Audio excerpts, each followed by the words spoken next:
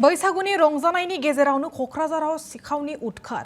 क'क्राझार नोगोरनि चन्द्रपारानि खुमगुरि गामियाव UPPLनि गाहाय नेहाथारि राजु कुमार नार्जारिनि न'आव जादों खावनाय जाथाय। हराव सिखावा फारसेनिफ्राय लुथिना लांबाय UPPL दैदेनगिरिनि न'निफ्राय। न'खराव रावबो गैयैनि खाबु लानानै हराव बिल्डिंनि सेथि थालानिनो दरखं सिफायना हाबो सिखावा आरो खाथिनि गोबां आलमारि खुलिना सनानि गहेनाजों लोगोसे गोबां धोन सम्पत्ति लुथिना लाङो सिखावा। सिखावा खमैबो 7 लाख रांनि धोन सम्पत्ति आरो गोनांथार फोरमान बिलाइबो लानानै थाङो। जाथायखौ लानानै पुलिसनो गसर होदों आरो पुलिसआ जाथायखौ लानानै नायसंगासिनो। बैसागुनि गेजेरावनो क'क्राझाराव सिखावनि उदखार। चन्द्रपारायाव UPPLनि दैदेनगिरिनि न'आव लुथिदों। राजु कुमार नार्जारिनि न'आव जादों खावनाय जाथाय।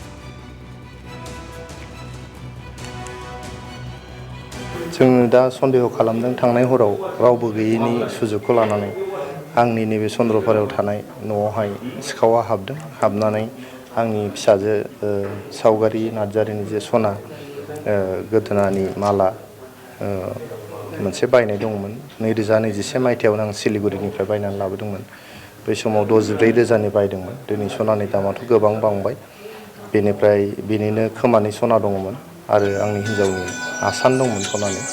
बेफोर गासैहाय माने आंनो खोन्थानायाव 30 ग्रामसो 30 ग्रामसो सना सिखावा लानानै थांदों। आङो मोनसे लेपटप आंनि बियादै आंनि बिदानि फिसाजो उरायना नार्जारि होननाय बे बाव फरायो। जोंनि BB इन्जिनियारिं कलेजाव B.Tech खालामगासिनो दं। बेनि लेपटप मोनसे दङ डेल लेपटप आंनो बायदोंमोन 84,000नि। बेबो गोमादों।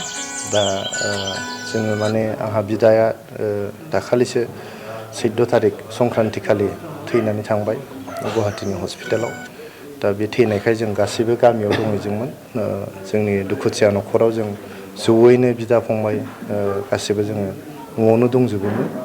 दा रावबो गैयामोन आंनि न'आव। दा बे समावनो बे सिखावा हाबनानै दरजाखौ सिफायनानै मोनसे दरजाखौ सिफायनानै हाबदों। मोनसे दरजाखौ खोस्लिजोंहाय स्क्रुखौ खेवनानै हाबदों आरो मोनफ्रोमबो आलमिराफोरखौ खेवजोबनानै देफायनानै दिनै बे सनाफोरखौ लानानै थांबाय आरो लेपटपखौ लांबाय आरो मा लांबावदों जों बेखौ दाबो नायगासिनो दं। मानो होनबा जों दहायसो 10:30 11:00 समावसो मिथिनो मोन्दों जे जोंनि न'आवहाय सिखाव हाबदों।